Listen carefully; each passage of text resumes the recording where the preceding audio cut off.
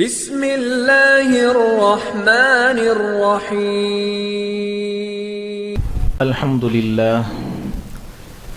لله نحمده ونستعينه ونستغفره ونؤمن به ونتوكل عليه ونعوذ بالله من شرور أنفسنا ومن سيئات أعمالنا من يهده الله فلا مضل له ومن يضلله فلا هادي له ونشهد أن لا إله إلا الله وحده لا شريك له ونشهد أن سيدنا ومولانا محمدا عبده ورسوله صلى الله عليه وعلى آله وبارك وسلم تسليما كثيرا كثيرا أما بعد فأعوذ بالله من الشيطان الرجيم بسم الله الرحمن الرحيم أفحسبتم أنما خلقناكم عبثا وأنكم إلينا لا ترجعون صدق الله العظيم وقال النبي صلى الله عليه وسلم إن هذا الخير خزائن ولتلك الخزائن مفاتيح فطوبى لعبد جعله الله مفتاحا للخير ومغلاقا للشر فويل للعبد جعله الله مفتاحا للشر ومغلاقا للخير أو كما قال النبي عليه الصلاة والسلام رب اشرح لي صدري ويسر لي أمري واحلل عقدة من لساني يفقه قولي اللهم صل على سيدنا مولانا محمد في أول كلامنا اللهم صل على سيدنا مولانا محمد في أوسط كلامنا اللهم صل على سيدنا مولانا محمد في آخر كلامنا بلغ العلا بكماله كشف الدجى بجماله حسنت جميع خصاله صلوا عليه وآله.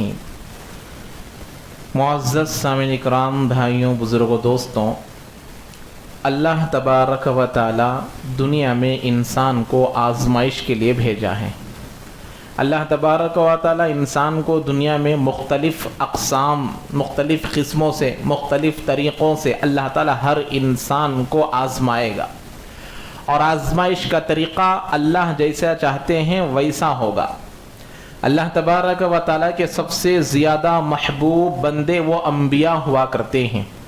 اللہ کو سب سے زیادہ محبوب، سب سے زیادہ پسندیدہ، اللہ جن کو سب سے زیادہ محبت کرتے ہیں وہ انبیاء ہیں، اور سب سے زیادہ حالتیں، پریشانیاں اور امت جن کو سب سے زیادہ ستاتی ہے وہ انبیاء ہے. تو معلوم ہوا کہ دنیا میں ہر انسان اپنے اپنے اعتبار سے اللہ کی آزمائش میں پڑا ہوا ہے. اور خود اللہ تبارک و تعالی نے قرآن مجید میں ارشاد فرمایا لیبلوکم الذی خلق الموت والحیات لیبلوکم، کہ ہم نے زندگی اور موت کو اس لیے بنایا تاکہ ہم تم کو آزمائے. اللہ تعالیٰ ہر انسان کو امتحان میں رکھے ہیں، اور اللہ تعالیٰ ہر لمحہ، ہر سیکنڈ، ہر منٹ، ہر گھنٹہ، ہر دن، ہر سال، ہر مہینہ، ہر انسان امتحان میں ہے. اور وہ امتحان اس کا اللہ تعالیٰ لینے والا ہے، ممتحن اللہ تعالیٰ ہے، اور انسان آزمائش میں پڑا ہوا ہے.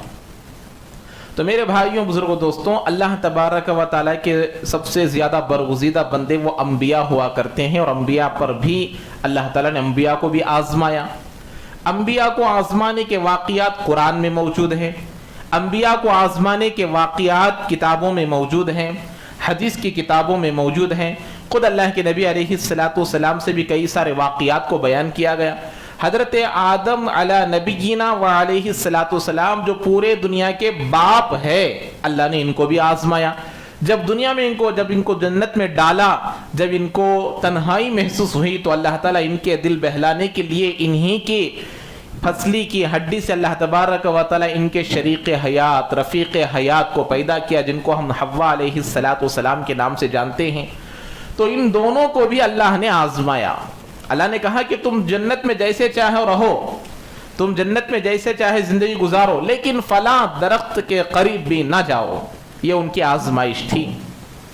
تو شیطان نے بہکایا، شیطان ان کو بہلا کر اس گناہ کو کرا دیا جس بات سے اللہ نے روکا تھا، اس بات کو کرنے پر مجبور کر دیا، اور ان سے وہ غلطی سرزد ہو گئی، اور ان سے وہ غلطی ہو گئی. تو اللہ نے اس کا ذکر قرآن میں فرمایا फ़असा आदमु रब्बहु कि हजरत आदम अलैहिस्सलाम अपने परवरदिगार की नाफरमानी किए, उनकी चूक हो गई अल्लाह के मामले में, उनकी गलती हो गई अल्लाह के मामले में कि अल्लाह ने उनको जन्नत में रहने की इजाजत दी। बाप हजरत आदम अलैहिस्सलाम, माँ हजरत हव्वा अलैहिस्सलाम, दोनों को हुक्म दिया कि तुम जन्नत में जैसे चाहे रहो, जैसे चाहे जिंदगी गुजारो, लेकिन फलां दरख्त के पास ना आना, इसको इस्तेमाल ना करना। अल्लाह की आजमाइश थी, वरना तो क्या होता, उस दरख्त को भी खाने की इजाजत अल्लाह दे सकता था, उस दरख्त को भी इस्तेमाल करने की इजाजत दे सकता था, लेकिन उससे रोकने की वजह क्या थी कि मेरा इम्तिहान, कि मैं हर इंसान को इम्तिहान में रखा हूं, हर इंसान को आजमाइश में रखा हूं। अंबिया को भी अल्लाह ने आजमाइश में रखा है। तो सबसे पहले इंसान हजरत आदम अलैहिस्सलाम, तो उनको भी अल्लाह ने आजमाइश में रखा, और उस आजमाइश में शैतान गालिब आ गया। और अल्लाह का एक कानून था, अल्लाह तबारक व तआला के इल्म में पूरी चीजें रहती हैं, इसलिए फरमाते हैं फ़ेलुल हकीमी ला यखलु अनिल हिक्मा, हकीम का कोई काम हिकमत से खाली नहीं होता। अल्लाह तबारक व तआला हकीमों के हकीम, बादशाहों के बादशाह, अल्लाह ताला सब मखलूक के खालिक है, तो अल्लाह का कोई काम हिकमत से खाली नहीं होता। बहरहाल वो मामला हजरत आदम अलैहिस्सलाम के जरिए से हुआ। अब अल्लाह ताला उसके बाद हजरत नूह अलैहिस्सलाम को लेकर आया। हजरत नूह अलैहिस्सलाम की भी आजमाइश हुई, हालांकि 950 साल तबलीग का काम करने वाले हजरत नूह अलैहिस्सलाम, हजरत नूह अलैहिस्सलाम की इतनी बड़ी उम्र है कि उनका काम 950 साल है, तो उनकी उम्र किताबों में 1400 साल लिखी गई है कि हजरत नूह अलैहिस्सलाम की उम्र 1400 साल की थी। और उनसे कहा जाएगा कल क़ियामत के दिन आपने दुनिया की जिंदगी को कैसे महसूस किया, तो हजरत नूह अलैहिस्सलाम कहेंगे कि एक घर के 2 दरवाजे हों और एक दरवाजे से अंदर आया हो, दूसरे दरवाजे से बाहर निकल गया। 1400 साल की जिंदगी को इस कैफियत में बयान करेंगे। और इसलिए मैं हमारी जिंदगी के बारे में कहता हूं, हमें कोई पूछेगा तो हम ये जवाब देंगे कि हम घर में ही दाखिल नहीं हुए, वापस आ गए।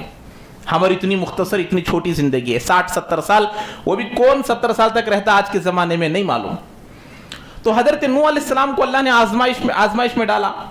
अल्लाह ताला ने फरमाया कि वइज़िब तला इब्राहिम, हजरत इब्राहिम के बारे में भी कहा। तो नूह अलैहिस्सलाम को क्या आजमाया, 950 साल तक मेहनत करने के बाद 80 या 82 लोग ईमान लेकर आए। अब बेटे की बारी आई तो बेटे को कहा कि बेटे तू भी मेरे साथ आ जा, या बुनय्या इरकब माना, ऐ मेरे बेटे मेरे साथ कश्ती में सवार हो जा। अब बेटा जिद्दी था, बेटे के अंदर दीन की दावत नहीं उतरी थी, तो बेटे ने कहा अब्बा मैं आपके साथ नहीं आऊंगा, मैं आपके साथ कश्ती में सवार नहीं होऊंगा। हजरत नूह अलैहिस्सलाम ने कहा, अब बेटे की मोहब्बत में अल्लाह से दुआ की कि अल्लाह ये मेरा खानदान का है, ये मेरा बेटा है, आप इसको मेरे साथ कर दीजिए। तो हजरत नूह अलैहिस्सलाम को अल्लाह ने जवाब दिया कि ऐ नूह, अब अपने बेटे के बारे में आगे सवाल ना करना। तो ये आजमाइश हजरत नूह अलैहिस्सलाम की हुई। इसी तरीके से हर नबी को आजमाइश में डाला। अल्लाह को सबसे ज्यादा पसंदीदा लोग, पसंदीदा जात अंबिया है, और अंबिया को भी अल्लाह ने आजमाइश में डाला। तो दुनिया का हर इंसान आजमाइश में है, दुनिया का हर इंसान इम्तिहान में है। हजरत इब्राहिम अलैहिस्सलाम का हज का मौका चल रहा है। आज उर्दू की जो तारीख है 22 तारीख है, अभी 8 दिन के बाद जिलहिज्जा शुरू होने वाला है, 18 दिन के बाद हज अरफात का दिन आने वाला है। हजरत इब्राहिम अलैहिस्सलाम की याद हमारे अंदर ताज़ा हो जाती है। हज को जाने वाले हाजी जा रहे हैं, और इसमें सबसे ज्यादा आजमाइश, सबसे ज्यादा इम्तिहान का अगर कोई जिक्र होता है तो वो हजरत इब्राहिम अलैहिस्सलाम का जिक्र है। हजरत इब्राहिम अलैहिस्सलाम के बारे में खुद अल्लाह ने फरमाया, वइज़िब तला इब्राहिम रब्बुहु, वइज़िब तला इब्राहिम रब्बुहु के बिकलिमातिन, बास किताबों में, बास चीजों में अल्लाह ने हजरत इब्राहिम का इम्तिहान लिया। बास चीज़ों में वो क्या क्या इम्तिहानात थे, तफसील में जाने की ज़रूरत नहीं है। कि औलाद नहीं थी, औलाद होने से पहले उनको आग में डाला गया। आग में डालने के वक्त में फरिश्ते ने कहा कि क्या मैं आपको बचाऊं, तो कहा अल्लाह का हुक्म है नहीं, तो कहा कि जिसके लिए आग में डाला जा रहा है वो मेरे लिए काफ़ी है, तुम्हारी मुझे ज़रूरत नहीं है। ये भी इम्तिहान था। ऐसी आग में डाला गया कि जिसके ऊपर से भी परिंदा जाता तो परिंदा जलकर भुनकर राख हो जाता था, ऐसी आग में उनको डाला गया। ये भी एक आजमाइश थी। औलाद 80-82 साल तक औलाद नहीं हुई, 80 साल में औलाद हुई, और औलाद होने के बाद अल्लाह ने कहा कि अब इस लख्ते जिगर को, इस दिल के टुकड़े को, आपके जिगर को, आपके खून को ले जाकर एक ऐसे मैदान में छोड़ कर आओ, एक ऐसे जंगल में छोड़ कर आओ जहां ना खाना है, ना पानी है, ना लोग है, ना कोई कुछ है। वहां लेकर जाकर छोड़ने को कहा गया। ये पहला इम्तिहान, ये दूसरा इम्तिहान। और फिर उसके बाद जब बच्चा थोड़ी देर के लिए, जब फिर मुलाकात हुई, अब अब्बा कहने लगा, अम्मी कहने लगा, अब बातें करने लगा, अब अपनी छोटी जुबान से माँ बाप को बुलाने लगा, तो अल्लाह ने कहा कि अब आप अपने बेटे को ज़बाह करो। तो ये भी अल्लाह तबारक व तआला की जानिब से आजमाइश थी। इसी की याद में आज पूरी दुनिया में बकरीद के मौके पर जिलहिज्जा की 10, 11, 12 को कुर्बानी दी जाती है। उस कुर्बानी की याद में हम जानवरों को कुर्बान करते हैं जिसने अपने बेटे को ज़बाह किया था। अल्लाह तबारक व ताला हजरत इब्राहिम का इम्तिहान लिए, लेकिन वहां बेटे को ही ज़बाह किए। अल्लाह ने उसको हटाकर जन्नत से जो दुम्बा आया था उसको रख दिए। अल्लाह ने कहा सद्दक़्त रुया, ऐ इब्राहिम आपने अपने ख्वाब को सच कर कर दिखलाया। अपने बेटे इस्माइल को आपने ज़बाह किया, आपने अपने ख्वाब को सच कर कर दिखलाया। उसी कुर्बानी की याद में आज हम लोग जानवरों को ज़बाह करते हैं। तो ऐसे ही और यूसुफ अलैहिस्सलाम के बारे में ले लीजिए, बचपन में है, बचपन से ही आजमाइश, भाइयों ने साजिश रची, जाकर कुएं में फेंक दिया कि अब्बा जान हमारे से भी ज्यादा यूसुफ को मोहब्बत करते हैं, यूसुफ को चाहते हैं, हम लोगों को नहीं चाहते। तो हजरत यूसुफ अलैहिस्सलाम को ले जाकर एक कुएं में डाल दिया गया। फिर वहां से बादशाह ने खरीदा, फिर उसके बाद जवान हुए, फिर वहां आजमाइश कि खुद बादशाह की बीवी ने इल्जाम लगा दिया, फिर जेल में चले गए, कैद खाने में चले गए, वो भी एक बड़ी आजमाइश। और इसी तरीके से हजरत अय्यूब अलैहिस्सलाम को अल्लाह ने बीमारी में मुब्तला किया।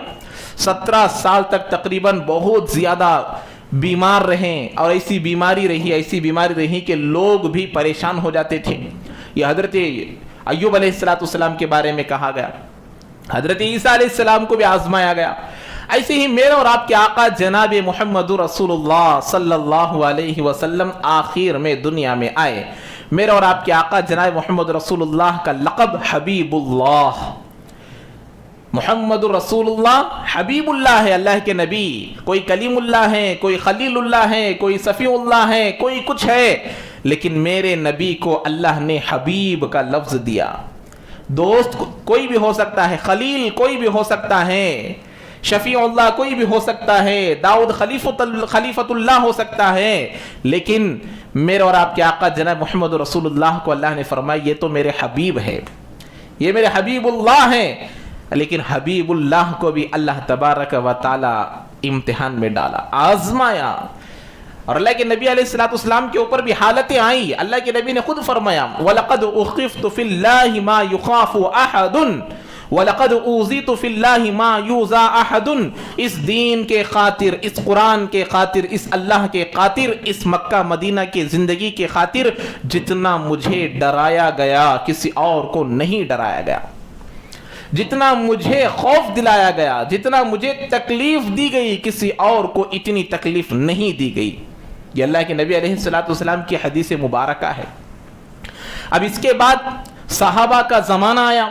सहाबा के ज़माने में भी जितने सहाबा थे जो ईमान में दाखिल होते थे उन पर आजमाइशें आती थी। हजरत अबू बकर सिद्दीक़ रज़ी अल्लाह ताला अन्हु है, हजरत उमर रज़ी अल्लाह ताला अन्हु है। हजरत उमर तो 40वें नंबर पर ईमान लेकर आए थे, उससे पहले कई सारे सहाबा ईमान लेकर आए थे। हजरत सुमैया, हजरत यासिर, हजरत ज़ैद, ये तमाम चीज़ें, ये तमाम लोग जब ईमान लेकर आए इनको तकलीफ़ें दी गई। हजरत सुमैया सबसे पहले शहीद होने वाली औरत, इस्लाम में सबसे पहले शहीद होने वाली औरत। हजरत यासिर, हजरत अम्मार, इतनी तकलीफें इनको दी जाती थी कि अल्लाह के नबी अलैहिस्सलाम फरमाते थे इनके तकलीफों पर तुम सब्र करो, सब्र का बदला तुमको जन्नत मिलेगा। हजरत बिलाल रजी अल्लाह ताला अन्हु को कितनी तकलीफें दी जाती थी। तो ये तमाम चीजें हमको क्या बता रही है कि हर इंसान अल्लाह के आजमाइश में पड़ा हुआ है, हर इंसान अल्लाह के इम्तिहान में लगा हुआ है کہ اللہ कैसे किसको आजमा रहे नहीं मालूम। किसी को माल देकर आजमाते हैं, किसी को गरीबी देकर आजमाते हैं, किसी को सेहत देकर आजमाते हैं, किसी को बीमारी देकर आजमाते हैं, किसी को परेशानी देकर आजमाते हैं, किसी को खुशी देकर आजमाते हैं। ये अल्लाह का इम्तिहान है। अल्लाह जिसको जैसा चाहे इम्तिहान ले लेते हैं। लेकिन हमारे पास सब लोगों के नमूने मौजूद है, सब लोगों के नमूने मौजूद हैं। अल्लाह तबारक व तआला जैसे चाहे इम्तिहान लेगा, उस इम्तिहान में हर एक को कामयाब होना ज़रूरी है। हज़रात सहाबा जब अल्लाह के नबी की बात पर, अल्लाह के नबी की दावत पर लब्बैक कहकर अशहदु अल्ला इलाहा इल्लल्लाह व अशहदु अन्ना मुहम्मदन अब्दुहु व रसूलुहु की गवाही दिए, अल्लाह के नबी होने की गवाही दिए, मुहम्मद रसूलुल्लाह होने की गवाही दिए, अल्लाह के वहदहु ला शरीक लहू होने की गवाही दिए, तो पूरा का पूरा मक्का, पूरे के पूरे मुशरिकीन, पूरे के पूरे यहूद और नसारा मुसलमानों के दुश्मन हो गए। और वहां पर शैब अबी तालिब का वाक़या पेश आया कि पूरे सहाबा को जो ईमान लेकर आ गए थे और अल्लाह के नबी अलैहिस्सलाम के समेत तमाम लोगों को शैब अबी तालिब में 3 साल तक के लिए कैद कर दिया गया। वहां पर कोई उनको मुलाकात करने के लिए ना जाए, कोई उनको खाना ना दे, कोई उनको पीने ना दे, उनके साथ कोई मामला ना हो, कोई लेन देन ना हो। ऐसे वाक़ियात, ये वाक़िया 3 साल तक के लिए चला। वहां पर के जो वाक़ियात बयान किए जाते हैं, सहाबा बाद में वाक़ियात बयान किए, हम लोग कई दिन तक खाए बगैर रहते थे, कई दिन पानी पिए बगैर रहते थे, लेकिन हम इस तकलीफ को बर्दाश्त कर लेते थे। लेकिन हमको तकलीफ उस वक़्त होती थी जब दूध पीते बच्चों के माँ के सीनों से दूध सूख जाता था और उन बच्चों को पीने के लिए दूध तक नहीं मिलता था, तब हम लोगों को ज़्यादा तकलीफ होती थी। ये सहाबा के बीवियों के साथ, सहाबा के औरतों के साथ, सहाबा के साथ पेश आया हुआ वाक़या है। तो मेरे भाइयों, सहाबा का दर्जा नबियों के बाद है, सिद्दीकीन का दर्जा नबियों के बाद है। अल्लाह ताला सबसे ज़्यादा मोहब्बत नबियों को करते हैं। तो ऐसे नबियों पर भी आजमाइश आई, ऐसे नबियों पर भी हालतें आई। सहाबा का दर्जा, उसके बाद सहाबा पर भी हालतें आई, सहाबा पर भी परेशानी आई, सहाबा को भी अल्लाह ने आजमाया। औलिया अल्लाह की जिंदगियों को भी देखने से हमको मालूम होता है कि औलिया अल्लाह को भी अल्लाह ने आजमाया, औलिया अल्लाह का भी अल्लाह ने इम्तिहान लिया। अब बारी है हमारे और आप जैसे लोगों की। जब अल्लाह तबारक व तआला के ये बरगुज़ीदा बंदे हैं, अल्लाह तबारक व तआला के महबूब बंदे हैं, जब इनके ऊपर ऐसी हालतें आ सकती हैं, अल्लाह इन लोगों का इम्तिहान ले सकता है, अल्लाह इन लोगों को आजमा सकता है, तो क्या अल्लाह ताला मुझे और आपको नहीं आजमाएगा? ज़रूर अल्लाह ताला आजमाएंगे, ज़रूर अल्लाह ताला इम्तिहान लेंगे। इसीलिए कभी हालतें आती हैं, कभी परेशानी आती हैं, कभी जालिम बादशाह आ जाता है, कभी कोई और आ जाता है। ये तमाम चीज़ें क्यों आते हैं? अल्लाह ये कहते हैं जैसे कि हय्या अलस सलाह हय्या अलल फलाह, रोज़ाना 5 मरतबा मस्जिदों के मीनारों से ये सदा लगाई जाती है कि ऐ लोगों आओ नमाज की तरफ, ऐ लोगों आओ नमाज की तरफ। और उसके बाद का जो जुमला है हय्या अलल फलाह, आओ कामयाबी के तरफ। नमाज की तरफ आओगे तो कामयाबी मिलेगी, नमाज की तरफ आओगे तो पहले ये नहीं है हय्या अलल फलाह आओ कामयाबी की तरफ नहीं है। अजान में पहले अजान में हय्या अलस सलाह है कि आओ नमाज की तरफ, नमाज की तरफ आओगे तो कामयाबी मिलेगी। अल्लाह ने फरमाया जब बंदा मेरे तरफ एक बालिश आता है, जब बंदा मेरे तरफ एक बालिश आता है तो मैं 2 बालिश आता हूं। वो चल कर आता है तो मैं दौड़ कर आता हूं, वो दौड़ कर आता है तो मैं उसको लपक लेता हूं। तो शुरुआत बंदे के जानिब से है, लेकिन बंदा ये कहता है कि मेरी ये ख्वाहिश है, मेरा ये काम है, मेरी ये ख्वाहिश है, पहले मेरे बेटे की निकाह हो जाए, बेटी का निकाह हो जाए, फिर मेरी नौकरी हो जाए, मैं रिटायर हो जाऊं, फिर मेरा 1 दुकान से 2 दुकान हो जाए, फिर नमाज, फिर रोजा, फिर ज़कात। अब आदमी क्या ये अग्रीमेंट कर आया है कि रिटायर होने तक ये आदमी नहीं मरेगा, रिटायर होने तक अग्रीमेंट कर आया है कि 60 साल तक मुझे मौत नहीं आएगी, 60 साल तक मेरे और आपके आका जनाब मोहम्मद रसूलुल्लाह सल्लल्लाहु अलैहि वसल्लम, जिनको पूरी अल्लाह तबारक व तआला की जानिब से हज़रत जिब्राइल हर खबर को लेकर आने वाले, अल्लाह के नबी के महबूब, अल्लाह के नबी के आखिरी नबी, चाहे तो मालूम कर सकते थे कि मेरी मौत कब है। लेकिन अल्लाह के नबी अलैहिस्सलाम ने भी फरमाया कि मुझे एक सलाम फेर कर दूसरा सलाम फेर दूँ या नहीं फेर दूँ, इतना भी मुझे यकीन नहीं है, इतना भी मुझे भरोसा नहीं है। लेकिन आज इंसान क्या समझता है कि 60 साल के बाद नमाज पढ़ूंगा, 60 साल के बाद हज करूंगा, 60 साल के बाद उम्रा करूंगा। ये दीन के तकाजों को पीछे डाल रहा है, अल्लाह के दीन के तकाजों को। इसलिए हदीस में शेख ज़करिया साहब नव्वरल्लाहु मरक़दहु अपनी किताब में लिखे, जब बंदे पर हज फर्ज हो जाता है तो बंदा फौरी तौर पर हज करने की फिक्र में लग जाए। जब नमाज का वक्त हो जाता है तो फौरी तौर पर नमाज अदा करने की फिक्र में लग जाए। जब ज़कात फर्ज हो जाती है तो ज़कात अदा करने की फिक्र में लग जाए। जब रमजान का महीना आ जाता है तो अपने कामकाज को कम कर कर रोजा रखने की फिक्र में लग जाए। लेकिन जब बंदा इस फिक्र में नहीं लगता, हज फर्ज हो गया, हज नहीं करते। कितने लोग ऐसे हैं जो हज फर्ज हो गया है लेकिन हज करने के लिए तैयार नहीं है। तो हजरत शेख ज़करिया साहब नव्वरल्लाहु मरक़दहु अपनी किताब में लिखे हैं, बंदा बसा औकात अपनी बेटी की निकाह की वजह से हज को नहीं जाता, घर बनने के तकाजे की वजह से हज को नहीं जाता, कोई और तकाजे की वजह से हज को नहीं जाता। तो हजरत लिखते हैं, हज को जाने वाले हज को जाकर आ जाएंगे, वो तकाजा पूरा नहीं होगा, वो तकाजा ऐसा ही बाकी रहेगा। और बसा औकात वो आदमी ही दुनिया से चला जाता है उस तकाजे को पूरा करे बगैर। ना दुनिया का तकाजा पूरा हुआ, ना फिर आखिरत का तकाजा हज पूरा हुआ। दोनों चीजें नाकिस और बंदा मिट्टी में चला गया, बंदे की मौत आ गई। अल्लाह ने कुरान में फरमाया, इज़ा जाअ अजलुहुम फला यस्तअखिरून साअतन वला यस्तक़दिमून। जब बंदे की मौत का वक्त आता है, वो मौत एक ना एक घड़ी आगे आती है, ना एक घड़ी पीछे आती है। अब बंदा समझता है भाई हज तो बुढ़े करने का काम, हज तो कौन करने का, बुढ़े जवान बच्चे कहाँ जाते हज को, आफ्टर 60 हज को जाना। लेकिन हज को जाकर आने वालों को पूछो, 60 के बाद जाने वाले कितना परेशान होकर आते हैं कि हज को जाकर थक जाते हैं, ताकत नहीं होती, अफ़आल को ठीक से नहीं कर पाते। वो जिंदगी में एक मर्तबा मिलने का मौका है, वो जिंदगी में बार बार मिलने का मौका नहीं है। अब बंदा जाता है तो कितने वहां तवाफ कर सकता, कितने उम्रे कर सकता है, कितने वहां पर जाकर अफ़आल कर सकता है। मेरे नबी के पैर जहां चले हैं उस जमीन में जाने से बढ़कर और कौन सी ज्यादा खुशी की बात हो सकती है। वहां पर जाकर बंदा अगर कमजोर हालत में जाएगा, 60-70 साल में जाएगा, अब वहां पर उतने अमाल नहीं कर सकता। वो एक सीजन है, वो एक होलसेल व्यापार है, वो होलसेल एक तिजारत है कि बंदा वहां जाकर, जो नौजवानी में जाते हैं वो कितने उम्रे कर कर आते हैं, वो कितने उम्रे कर कर आते हैं, कितने तवाफ कर कर आते हैं। लेकिन वही 60 के बाद जाने वाले, उनका हज करना ही मुश्किल है, उनका एक उम्रा करना मुश्किल है।